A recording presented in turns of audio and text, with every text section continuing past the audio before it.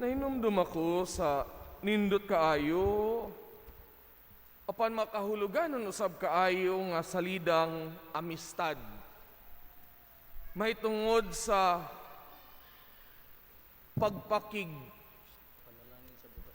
isog ug pakigbatok sa mga igsoon natong mga Black Americans, Africans, mahitungod sa ilang kagawasan ug batok ngadto sa kultura sa pagpangulipon, the culture of slavery. Ug niadtong maong courtroom diin gihusay ang paghangyo nga unta hatagan nagkagawasan ang tanan nga naay kolor ang ilang panit ug dili na mahimong ulipon sa mga puti. Anay nindot kaayo nga linya nga nagkanayon. Who we are is who we were. Kung kinsa kita karon, mao kita sa una. Ug kini ang nindot kaayo nga pagpahinumdum kanato sa atong pagbukas sa panahon sa Adbyento. Kanunay gisugdan sa simbahan ang bag-ong liturhikanhong tuig, panahon sa Adbyento. Isi pagpahinumdum kanato of who we were. Kinsa kita sa una. Balikan nato ang pagsabot sa pulong Adbyento. Ang pulong Adbyento gikan sa Latin nga pinulungan Adventus. Pagpasabot, pagpaabot, coming. Apan ana ay nindot kaayo nga lain nga pagsabot sa pulong Adventus sa Latin nga pinulungan niini. Dili lamang coming, but entering. Dili lamang pag-abot, kundili pagsulod. Ug dili ba kini man ang kamatuoran sa atong gihulat?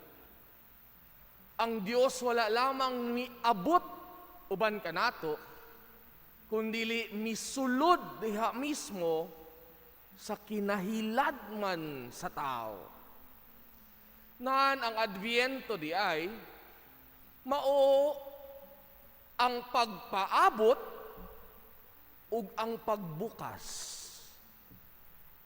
Ang pagpaabot sa muabot ug ang pagbukas sa kasing-kasing sa musulod nga mao si Jesus, ang pulong nga nagpakatao. Nan mga igsoon, ang panahon sa Adbyento naghagit kanato pagbalik lantaw sa karaan kaayo nga paghuna-una og pagsabot sa mga igsoon natong Israelita. Alang sa igsoon natong mga Israelita, ang adlaw magsugod dili sa pagsubang sa adlaw. Ang counting sa adlaw nila gikan sa pagsalop niini, ang pagsubang sa bulan. Day 1 is the first night. Ang atong day 1 kay kadlawon, pagsubang sa adlaw. Apan ang igsoon natong Israelita, ang ilang ang counting sa ilang adlaw magsugod sa pagsalop sa adlaw. Ug dili ba kini ang timailhan niining korona sa Adbyento? Musugod ang atong pagsulod sa korona niining panahon sa Adbyento, ngangit-ngit, walay nagsiga nga kandila o lampara. Tungod kay ang Dios nga atong gipaabot ug atong ablihan, Dios nga misulod sa kahiladman nga mangit-ngit sa tao. Sa mangit-ngit nga kasinatian sa pagpakasala sa tao. Diha mismo sa kangit-ngit ang Dios nahimong kahayag sa kasing-kasing nga nagunob sa pagpakasala ug walay paglaom. Kini ang nindot kaayo nga hulagway sa matag semana nato nga pagpasiga sa kandila sa Adbyento. Ngagikan sa kangit-ngit nga nasinati, hinay-hinay untang mo dilaap ang gagmay nga mga kandila. Aron sa adlaw sa Pasko nga atong gipaabot, musiga, dili na lamang ang kahayag sa sulo o lampara, kundili si Kristo nga mao ang kahayag sa kinabuhi. Apan ang pangutana, unsaon nato pagpangandam nining panahon sa Adbyento? Apan sulubo nato nga panandungon nga ang Adbyento mo ang pinakawala na hatagan og bili natong mga Kristohanon. Makita kini sa daghanan natong mga sayop nga mga gipangbuhat. Una, September pa lang sa Pilipinas, nagkantaha na og Christmas carol. Wala pa gani ang Adbyento, nagkantaha na ta og Christmas carol nga pag-abot unta nga kantahon na ang Christmas carol, sumuna.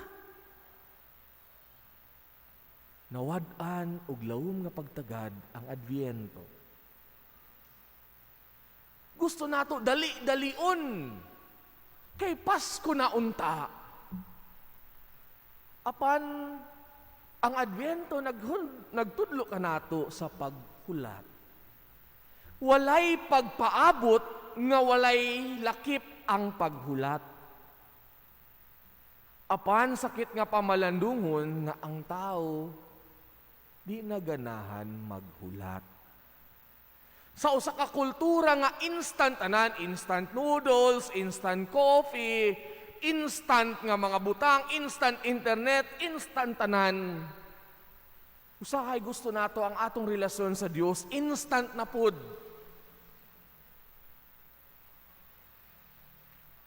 Mismo gani ang atong pagpanginabuhi isip simbahanon, instant gihapon. Nawala na kanato ang kapasidad sa paghulat. To wait requires patience. Because in waiting, we do not know when it will end. Yet patience allows our heart to cultivate itself so that it becomes open and see the beauty of the gift. Nanbuksan nato kining panahon sa Adbyento, isip panahon sa paghulat. Aron ang atong kasing-kasing maandam nga mahimong haom nga puloy-anan ni Kristo nga magpakatao. Ang atong mga pagbasa karon nagtudlo ka nato sa tulo ka importanteng dalan sa pagkamabinantayon. Una, pagsalig sa Dios. Ang kahadlok makaparalisar sa atong kapasidad sa paglaom ug pagpuyo nga malipayon. Ang kahadlok mao ang usa ka rason nga ano gadali-dalion nato ang paghulat. Kay hadlok kaayo kung unsa ang moabot. Because in waiting we do not control and we are not in control of what will happen next. Apan gipahinumduman kita ni Papa Francisco, kung ang kinabuhing Kristohanon mahubsan sa paglaom ug kalipay, mawala ang katahom ug kamahinungdanon niini, isip kahayag sa kinabuhi. Ang atong unang pagbasa karong adlaw nagsilsil pag-usab sa atong kasing-kasing nga ang kinauyukan kusog sa kalipay ug paglaom sa tao, dili ang iyang kapasidad, kundili ang pagkamahigugmaon ug pagkamaunungon sa Dios. Sa ingon, ang pagsalig dili lamang ang pagkahibalo sa gugma ug kaluoy sa Dios, kay ang pagkamatidud-anon sa Dios dili usa ka teolohiya aron lamang mahibaluan o tun-an, kundi usa ka kamatuoran nga nag-aghat nga ato untang sination, atong kinabuhion ug atong kanunay nga hinumduman. Dili ba mga igsuon? Diya sa paghikalimot sa tao ang kahadlok hinahinay nga migunob kaniya. Apan diha sa paghinumdum Sama nga giingnan ni Jesus ang iyang mga tinun-an sa gabii. Bag-o niya iula ang kaugalingon didto sa makalilisang nga dapit sa Kalbaryo. Siya miingon, buhatan ninyo kini aron paghandom kanako. The very last will of Jesus to His disciples is to remember Him. Ug dili ba kana mo atong balik-balikon sa matag sa ulugan sa misa? Do this in remembrance of me. Himuan ninyo kini sa akong handumanan. Because Christian life and trust requires a constant reminding, a constant going forth so that we can go beyond the forgetfulness of the heart. To remember then, my dear brothers and sisters, is to reclaim God's love story with us. Ikaduha, pagtubo sa kabalaan. Ang mga pulong sa balaang kasulatan nagkanayon, pagkabalaan kamo, kaya ko mao ang Ginoo nga inyong Dios balaan. Ang pagkabalaan mao ang unang tawag o kinauyukang tawag sa tanang Kristohanon. We could be anyone else for the world, but God only asks how we become holy like Him. Sama sa gisulat ni Papa Francisco sa Gaudete et Exsultate, ang pagkabalaan alang sa normal na mga tao, sama kanimo ug kanako. Sa iyang pagpatinaw without holiness, existence becomes bland and mediocre. Karon gipahinumduman kita ni San Pablo, ngam pagkamabinantayon dili lamang bahin sa unsay ugma, kundi hagit sa pagkinabuhi kung kinsa kita, bisan kung unsa kalisod niini. Na ang pagkabalaan, ginamit ang pagpasabot ni San Ignacio, mao ang gitawag adjere contra, to go against the tide of the day, of the time. Ang pagbatok sa daw nahimong normal sa kalibutan, sa magiingon ni Papa Francisco. Sa usa ka kalimutan nga nakalimot sa Dios, ang usa ka Kristiyano kinahanglan kanunay mahinumdum sa Dios diya sa pagampo ug pagsimba, diya sa pagtubo sa kasuod sa iyang paghigugma sa Dios. Sa usa ka kalibutan nga nahimong walay pagtagad sa usag-usa, kita kinahanglan magkinabuhi sa hustong gawi, isip man nagsuon nga naay pagpakabana ug pagtinabangay. Diya sa pag-amuma sa atong kasuod sa Dios, kita mutubo diha sa kaluoy sa usag-usa. Holiness is about our oneness with God that would lead us to be one with one another. Katapusan, ang pagtubo sa simbahanong pagpamalandong. I remember the saying, we have microscopes to see tiny objects, telescope to see distant stars and planets. But we often fail to give attention to the person next to us. We can now see the inside of the human body through X-rays, MRI, endoscopy, and ultrasound.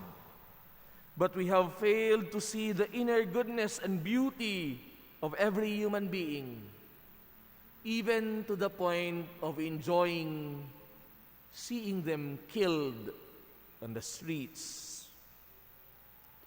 We can go outer space and discover new planets and universe, but we do not go deep inside ourselves and discover the inner space where God resides.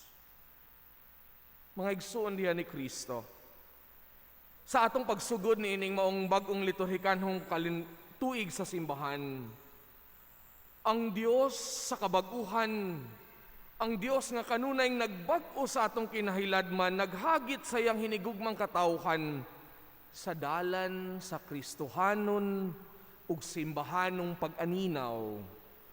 Community reflection, community discernment, communal discernment. Usa ka pagbag-o sa kinabuhi ug pagpanaw sa usag-usa, uban sa usag-usa. The very invitation to walk together as a people of God is to walk as a people of hope and joy, is to walk as brothers and sisters. Nining panahon sa Adbyento, ang simbahan nagpahinumdum kanato nga diha sa atong pagpangandam, kini kanunay personal, nagsugod kanunay sa atong kasing-kasing, apan kanunay simbahanon ug katilingbanon. For we could never say, I follow Christ, but I can separate myself from the church. Dili na ako pwedeng ingnon nangandam ako alang sa pag-abot sa Ginoo, apan dili ako makigduyog sa pagpangandam sa simbahan. Kaya ang akong paghigugma o pagtuo sa Dios, dili gayud pwede na akong mahimulag sa pagtuo sa simbahan. Dili ba kiniman ang nahitabo sa adlaw sa atong bunyag? Sa adlaw sa atong bunyag, wala lamang gitisok diya sa atong kinahilladman ang pagtuo, kundili gikuha kita gikan sa katilingban sa sala o gibutang dito sa katilingban sa kabalaan, aron ang gitisok nga liso sa pagtuo mutubo diya sa komunidad sa simbahan. Wala kinigilabog aron mutubo nga siyara, kundili kita mismo gihukas gikan sa kangit-ngit o gidala sa kahayag aron mutubo diha mismo sa komunidad sa kahayag, sa katilingban sa kahayag. Kini ang rason ngano ang pagpasiga sa kandila sa Adbyento himuon dili lamang sa pari, kundili sa katilingban. Human bendisyonan sa pari ang korona sa Adbyento, gikan sa katawhan ana ay magpasiga niini. Nagpahinumdum ka nato, dili gayud mo dilaab ang siga sa Dios kung ang atong unang kahayag nga mao ang kahayag sa bunyag dili mapuy-an isip simbahanon. Thus, we are invited to be watchful and discerning in our journey as a church today. We are to look with courage and humility. Aron sa paglantaw o pag-anina, unsay nakapugong o nakadaot sa atong panaw isip managsuon. Ug sa pag-ila sa mga butang nga nakapatubo sa atong gugma sa Dios ug sa iyang simbahan. Magampo kita na niining pagsugod nato sa bagong liturhikanong tuig sa simbahan. Mutubo kita isip katawhan nga kanunay nangandam, kanunay nga abli sa pag-abot ug pagsulod sa Dios sa atong kasing-kasing ug kinabuhi. Aron kining maong atong personal nga pakigatubang sa Dios. Maghatod ngadto sa katilingbanon nga paghigugma kaniya, katilingbanon nga pag-ampo diha sa Santa Misa. Aron sa adlaw nga kita napud ang mupauli ngadto sa iyang gingharian, madawat kita isip kauban sa katilingban sa madaugong simbahan.